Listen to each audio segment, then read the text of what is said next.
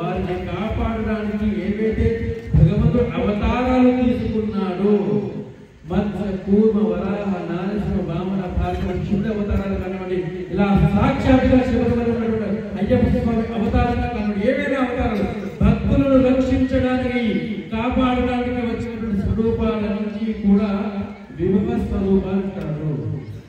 పర వ్యూహ విభవ. దీని తర్వాత వచ్చేటువంటి స్వరూపము అంతర్యామి స్వరూపము. మరి అంతర్యామి స్వరూపం ఎక్కడ ఉంటుందయ్యా అంటే ప్రతి జీవకోటిలో ప్రాణికోటిలో అంతరాత్మగా భగవంతుడు ఎప్పుడూ మన వెంటే ఉంటాడు. అంతర్యామి స్వరూపముగా మన అంతరాత్మలో భగవంతుడు ఉంటాడు. ఎంతమంది ఉంటారు అంతరాత్మలో ఉంటాడు? ఎంతమంది అంతరాత్మ భగవంతుడు ఉన్నాడు? ఎంతమంది?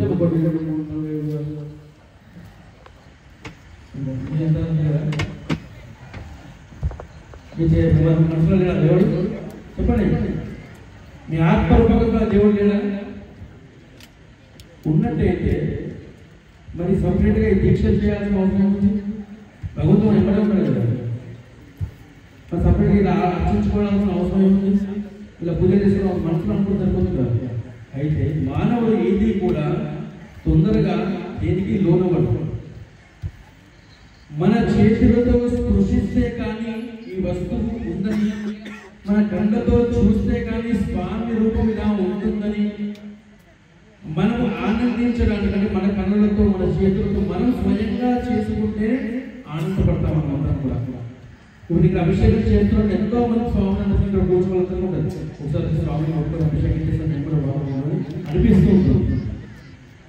అలా తన చేతులతో భక్తుల చేతులతో పూజించుకోవడానికి, భక్తులతే అర్చనలు జరిపించుకోవడానికి, భక్తులతే వారి స్వరూపం ఇలా అంటున్నది చూపించడానికి వచ్చినటువంటి అవతారాలన్నీ కూడా అర్చావతారాలు అంటారు. వాటిని మూర్తులుగా అంటారు.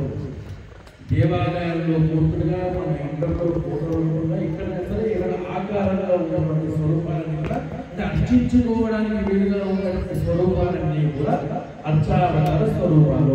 ఇలాంటి అర్చావతార స్వరూపాలకి మనం అర్చించుకుంటూ, చూసుకుంటూ, అభిషేకాలు చేసుకుంటూ, పూజలు చేసుకుంటూ ఆనందపడుతూ ఉంటాం. స్వామి కూడా నమ్మకంతో వారిని నమ్మకంగా కోరుకుంటూ ఉంటాం. స్వామి ఇలా ఉంటామని సాక్షాత్కరించని చెప్పి స్వామి పెద్ద కలప కనిపిస్తుంది కాబట్టి పరవ్యూహ విభవ అంతర్యామి అర్చావతార స్వరూపాలు 5 స్వరూపాలు. మరి అన్నింటిలో కూడా ఒక ముఖ్యమైన స్వరూపం ఉంది. ఏంటి ఆ స్వరూపం అంటే పరస్వరూపం అనుకోండి.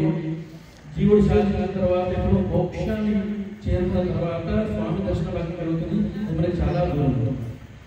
విభవ స్వరూపాలు అనుకోండి, అది కైలాసంలో, వైకుంఠంలో, నారాయణమూర్తిగా, శివుడిగా, అక్కడ దేవతలకు రుచులకు అందుబాటులో ఉన్న స్వరూపం అది మనకి చాలా దూరం. విభవ స్వరూపాలు మన పూర్వీకులు ఎవరినో ఉద్ధరించడానికి స్వామి అవతారాలు పెడతారు. చాలా అర్చావతార స్వరూపాలు కొన్ని తిరుమల ఇంకొక దగ్గర కేదార్నాథ్ సూర్యులు ఉన్నాడు. మన కోణంలో దేవుడు గుళ్ళలో విగ్రహ రూపాల్లో ఉంటాయి. మన ఇప్పుడు ఫోటో రూపంలో ఉంటాయి. మన పాకెట్లో మనసుల్లో ఫోటో రూపంలో ఉంటాయి. ఇవన్నీ అర్చావతార స్వరూపాలు.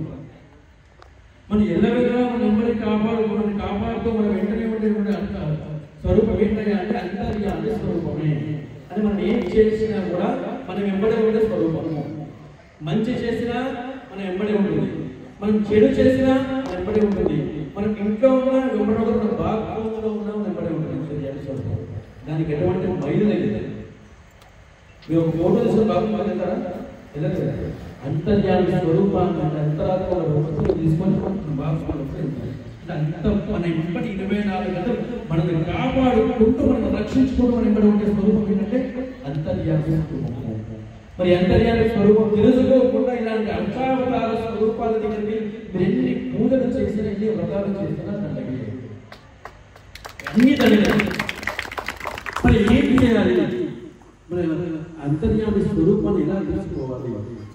ఆంజనేయ స్వామి గుండె తెచ్చుకుని రాముడు చూపించినట్టుగా చూసుకుంటే మనం ఉంటామా? ఆ రాముడు పెట్టుకుంటాం మనం కూడా. మరి ఏం చేయాలి? అంతర్యామి స్వరూపాన్ని తెలుసుకోవాలి ఎలా? గురువు ద్వారా, గురువు ద్వారా మంత్రాన్ని ఉపదేశం తీసుకోవాలి. అది ఏ మంత్రమైనా సరే, గణపతితో మొదలుకొని ఇష్టదేవత ఎవరైనా సరే అలాంటి ఆనందం వస్తే దీక్ష కూడా. అలా గురువు ద్వారా ఒక నామాన్ని తీసుకొని ప్రతినిత్యము స్నానాది కార్యక్రమాలు ఆచరించి ముఖ్యంగా దేహశుద్ధి కొరకు స్నానాది కార్యక్రమము, శ్వాస శుద్ధి కొరకు ప్రాణాయామము, ఆత్మశుద్ధి కొరకు ఆచమనము 3 సార్లు భగవన్నామం చెప్తూ ఆచమనం చేయాలి. ఈ 3 చేసిన తర్వాత పూజకు మనం అదనంగా పోతాం. అలా ఈ 3 చేసుకున్న తర్వాత కూర్చొని అలా ఏదో పటం వేసుకొని కూర్చొని కమండలాలు త్రిశూలాలు పెట్టుకొని జపం చేయాల్సిన అవసరం లేదు. మీ బెడ్రూమ్లో అయినా సరే నీట్గా ఉన్న ప్లేస్ వచ్చిన కూర్చొని నార్మల్ పైన షార్ట్ చెట్టు ఉంటే చెట్టు అలా 5 నిమిషాలు నీకు భగవంతుడు కేటాయించినటువంటి 24 గంటలు 5 నిమిషాలు భగవంతుడు కేటాయించు. వెనక భూమండలం బద్దలను కొనుక్కోండి, ఏదైనా పేరుకోండి, మన మనసు మిత్రులు అక్కడే కూర్చొని ఆ నామాన్ని 5 నిమిషాల పాటు స్మరిస్తే మీరు ఇంట్లోంచి బయలుదేరేటప్పుడు ఏం జరిగితే, ఏం చేస్తే మంచి జరుగుతుందో, ఏం చేస్తే చెడు జరుగుతుందో ఆటోమేటిక్గా మీకే తెలుసుకుని దాంట్లో ఇంగ్లీష్లో 6th సెన్స్ ఓపెన్ అవ్వడం. ఇది తెలుసుకున్న జీవాత్మ, ఈ అంతర్యాత్మ తెలుసుకున్న జీవాత్మ ఎటువంటి గ్రహాలను కానివ్వండి భయపడాల్సిన అవసరం ఏ గ్రహం ఏ దశగ్రహం అవుతారు ఆ నవగ్రహం మీరు పట్టుకుంటారు. అలాగే ఎటువంటి జ్యోతిష్యులకు వెళ్ళి నా కర్మ ఎలా ఉందని చెప్పి చూపించుకునే అవసరం లేదు. మీరు ఈరోజు ఇది దీక్షలో శబ్దం చేసుకోండి, ఒక 40 రోజులు ట్రయల్స్గా చేసి చూడండి. మీ జీవితంలో ఎంత మార్పు వస్తుందో మీకే తెలిసిపోతుంది. ఆ రోజు ఇదే మాట మీరు చెప్తారు. ఆ స్టేజ్ పెడతారు. 40 డేస్ ఎక్కువ 40 రోజులు చేసి చూడండి ట్రయల్స్గా. ఈ దీక్షలో చేసి చూడండి.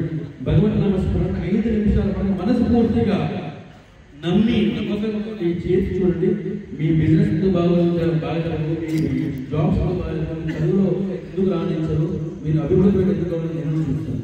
లేదా మీకు ఎవరికి డౌట్స్ ఉంటే 40 రోజులు చూడకుండా ఎవరినైనా ఫోన్ చేసి ఏమి స్వామి ఏంటి 40 రోజుల టైం చూడబట్టుకోవచ్చు.